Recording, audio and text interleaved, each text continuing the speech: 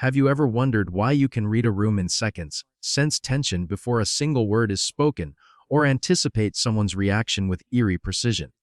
Why you remain calm in chaos while others freeze, yet feel restless in environments that seem perfectly safe? What if these abilities are not random quirks of personality, but evidence of something rare and powerful known as traumatic intelligence? Traumatic intelligence is not a clinical diagnosis. It is a psychological phenomenon observed in individuals who, through repeated exposure to adversity, developed heightened perceptual, emotional, and cognitive capacities as a means of survival. In simple terms, it is what happens when the brain adapts to instability so effectively that it becomes exceptionally skilled at prediction, analysis, and pattern recognition. To understand this, we need to examine how the human nervous system responds to threat. When exposed to chronic stress, especially in formative years, the brain prioritizes survival. The amygdala becomes more sensitive, scanning constantly for danger. The prefrontal cortex, responsible for reasoning and decision-making, learns to process subtle cues rapidly. Neural pathways associated with vigilance strengthen. Over time, what began as a defense mechanism evolves into a refined ability. You don't just react, you anticipate. This is the paradox. Trauma can fragment, but it can also sharpen. Individuals with traumatic intelligence often grew up in environments where emotional unpredictability was the norm. Perhaps caregivers were volatile, inconsistent, or emotionally unavailable. Perhaps there was conflict, instability, or unspoken tension. In such settings, survival depended on accuracy, accurately reading micro-expressions, tone shifts, body language, and silence. A slammed cabinet door might signal danger. A slight pause in speech might precede criticism. Missing these cues carried consequences, so the brain learned not to miss. Over years, this hyper-attunement becomes second nature. You can detect insincerity within seconds. You instinctively know when someone is withholding information. You sense group dynamics shifting before anyone else notices. This is not magic. It is pattern recognition trained under pressure. But traumatic intelligence is more than hypervigilance. It also involves emotional mapping. When you've had to navigate complex emotional landscapes early in life, you develop a nuanced understanding of human behavior. You study motives. You analyze inconsistencies. You ask, often unconsciously, what is really happening here? Many people with traumatic intelligence describe feeling older than their peers as children. They were the mediator, the observer, the one who just knew when something was wrong. This early maturity is not simply personality, it is adaptation. Here's where it becomes rare. Most intelligence frameworks emphasize IQ, creativity, or emotional intelligence as separate domains. Traumatic intelligence integrates them under pressure. It blends rapid threat assessment, emotional decoding, strategic thinking, and long-term forecasting. It is intelligence forged in unpredictability. Consider this: when the nervous system is repeatedly activated, the brain becomes highly efficient at scanning for patterns. Research in neuroplasticity shows that repeated experiences strengthen specific neural circuits. If your childhood required constant interpretation of subtle signals, those circuits became dominant. As an adult, this may manifest as extraordinary situational awareness. You might walk into a meeting and instantly understand who holds real power, regardless of titles. You might predict conflicts before they erupt. You may excel in crisis management because your nervous system recognizes intensity as familiar terrain. Yet there is a complexity here that few discuss. The same adaptations that make traumatic intelligence powerful can also make peace feel unfamiliar. When your brain has been trained to scan for danger, calm environments can feel disorienting. Silence might not register as safety, but as anticipation. You may trust your analytical abilities more than your emotions because analysis kept you safe. This duality is crucial. Traumatic intelligence is not simply about being strong because of trauma.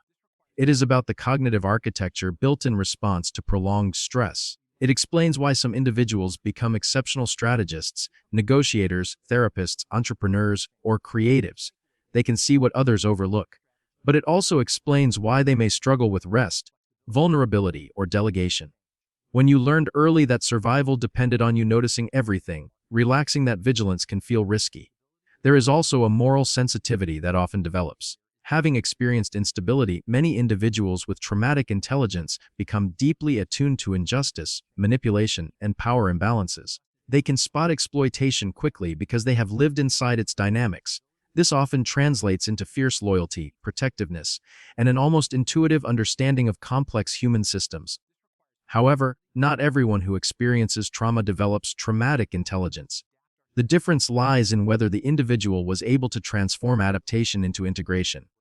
Without integration, hypervigilance becomes anxiety. With integration, it becomes insight. And this distinction changes everything. Because if you possess traumatic intelligence, your past did not only wound you, it trained you. It trained your perception, your timing, your discernment. It shaped a mind that can process layers of reality simultaneously: what is said, what is unsaid, and what is about to happen next. The question is not whether this intelligence exists.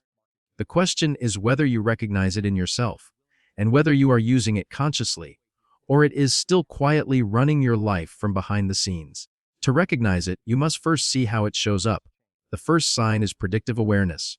You often know how situations will unfold before they do.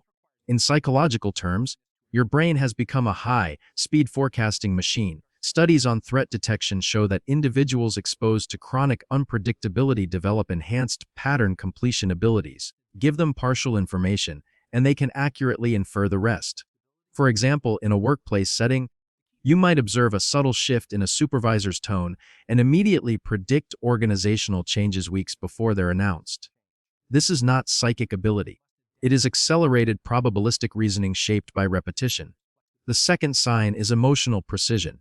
You do not just sense that someone is upset. You can differentiate whether it is disappointment, resentment, shame, or concealed fear.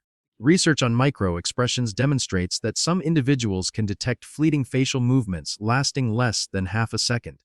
Those who grew up needing to decode caregivers' moods often score unusually high on such recognition tasks. As children, misreading an emotion carried consequences. As adults, this becomes refined empathy with analytical depth. Third, you remain unusually composed during crisis. While others escalate, your nervous system narrows its focus. This reflects adaptive calibration. When high arousal was once routine, your stress threshold adjusted. In emergency medicine and military psychology, researchers have observed that individuals with prior adversity sometimes perform better under acute stress because their cognitive bandwidth does not collapse as easily. Chaos feels structured to you. You think clearly when stakes are high. The fourth sign is strategic self-reliance. You instinctively create contingency plans. Before committing to anything, you scan for vulnerabilities. This stems from early environments where resources, emotional or practical, were inconsistent. Your mind learned to ask, if this fails, what is my alternative? Over time, this internal redundancy system evolves into advanced strategic thinking. Many entrepreneurs with difficult childhoods describe this trait. They anticipate failure points before launching an idea. Fifth, you detect incongruence rapidly. Words and behavior must align. If they do not, you feel it immediately. Social psychology calls this sensitivity to cognitive dissonance cues. In laboratory experiments, participants exposed to unstable caregiving histories were quicker to identify deception in controlled interactions. They were not more cynical, they were more attentive to mismatch. Your brain flags inconsistencies because inconsistency once signaled risk. The sixth sign is accelerated maturity. As a child, you likely felt responsible beyond your years. Psychologists refer to this as parentification when it becomes extreme, but even milder forms cultivate executive functioning early. Decision-making, emotional regulation, and situational judgment develop through necessity. While peers focused on exploration, you monitored stability. This can create a lifelong sense of being slightly out of sync with others your age, less naive, more observant. Seventh, you possess relational radar. In group settings, you map alliances, tensions, and hierarchies almost automatically. Organizational behavior studies show that some individuals can identify informal power structures within minutes of entering a team. For you, this mapping is unconscious. As a child, understanding alliances may have determined safety. As an adult, it becomes advanced social intelligence. Eighth, you have a paradoxical relationship with trust. You can understand people deeply, yet reveal yourself slowly. Attachment research suggests that early unpredictability can produce hyper-attuned but cautious relational styles. You analyze before you attach. You test consistency over time. This is not emotional coldness, it is risk assessment shaped by experience. Ninth, you learn rapidly from mistakes, especially yours. Because past errors once carried amplified consequences, your brain encodes them intensely. Neuroscience shows that emotionally charged events enhance memory consolidation. You do not repeat patterns easily because your system registers them as significant data points. Reflection is not optional for you, it is automatic. 10th, and perhaps most defining, is dual awareness. You experience the present moment while simultaneously evaluating it. Part of you participates, another part observes. Trauma researchers describe this as adaptive dissociation in mild form, the capacity to step outside immediate emotion to assess context. When integrated, this becomes metacognition. You can think about your thinking while still engaging. Now, why do these signs cluster together? Because the brain, under prolonged stress, reorganizes around efficiency. It trims what is non-essential and strengthens what predicts safety. Attention sharpens, memory prioritizes relevance. Emotional systems synchronize with cognitive forecasting. Over years, this creates a tightly integrated perceptual network. But how does this become power rather than burden? The answer lies in regulation. Without conscious regulation, predictive awareness becomes rumination. Emotional precision becomes overanalysis. Strategic thinking becomes control. Dual awareness becomes detachment. The same neural adaptations that once protected you can, if left unchecked, perpetuate tension. Clinical case studies illustrate this divergence. Two individuals with similar childhood instability may develop comparable perceptual acuity. One integrates the experience through reflection, therapy, or corrective relationships. Their vigilance softens into discernment. The other remains in chronic activation. Their intelligence serves survival, not growth. The difference is not in capacity, but in integration. This is why recognition is only the beginning. If you identify with several of these signs, you are likely operating with a nervous system that learned to be exceptional for a reason. The deeper question is whether you are directing that intelligence, or whether it is still scanning for dangers that no longer exist. Because there is a way to convert traumatic intelligence from a survival algorithm into a deliberate superpower. And in the final part, I will show you the precise shift that makes that transformation possible. So how do you transform traumatic intelligence from a background survival program into a conscious, directed force? The psychological secret is this: your power is not in your vigilance. It is in your regulation. Vigilance helped you survive. Regulation will help you thrive. The brain that developed traumatic intelligence is already exceptional at scanning, predicting, and analyzing. What it often lacks is the felt experience of safety. Without safety, your intelligence remains defensive. With safety, it becomes strategic. The first action step is recalibrating your nervous system intentionally. This is not abstract advice, it is neurological retraining. Practices such as slow diaphragmatic breathing, cold to warm contrast exposure, and paced mindfulness directly stimulate the vagus nerve, increasing parasympathetic activation. When your body learns that calm is not dangerous, your predictive mind stops searching for hidden threats. 5 minutes a day of controlled breathing. Inhale for 4, exhale for 6. Begins to teach your system that stillness does not equal vulnerability. Second, convert hyper-awareness into selective awareness. You do not need to process every micro-expression in the room. Begin asking yourself a grounding question. Is this information necessary right now? This activates the prefrontal cortex and interrupts compulsive scanning.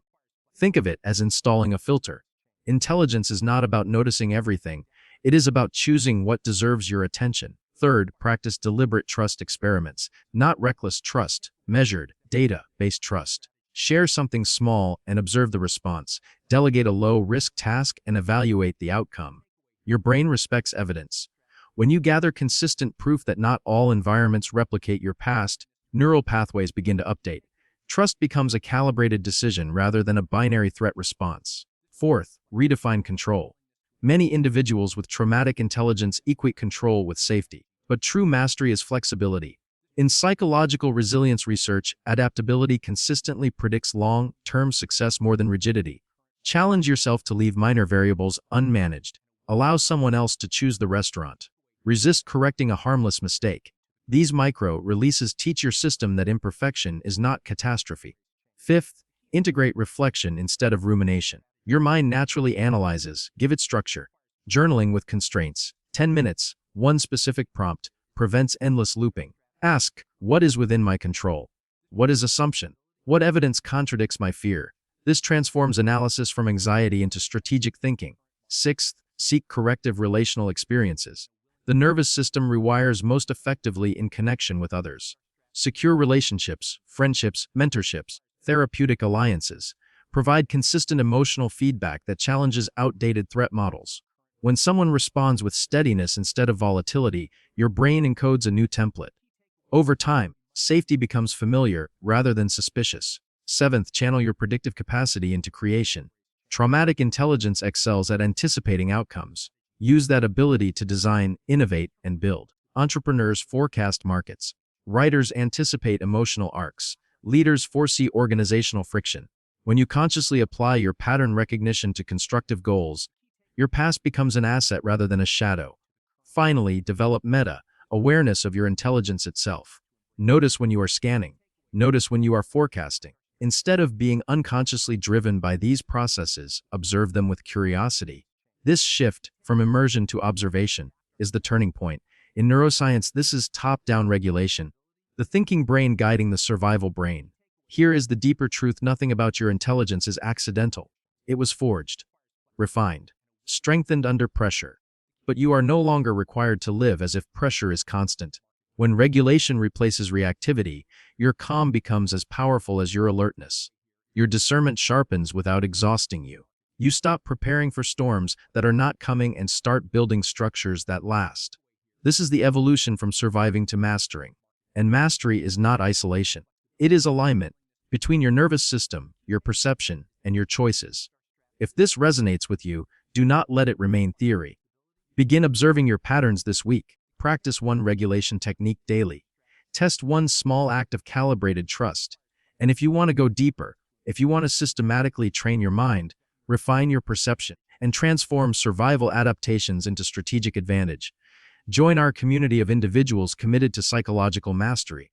Surrounding yourself with others who understand this level of awareness accelerates integration, because traumatic intelligence is rare. Many people are intelligent. Few are perceptive at this depth. Fewer still learn how to direct it consciously. You were trained by experience to see what others miss. Now the question is whether you will continue using that vision to guard against the past, or finally use it to design your future.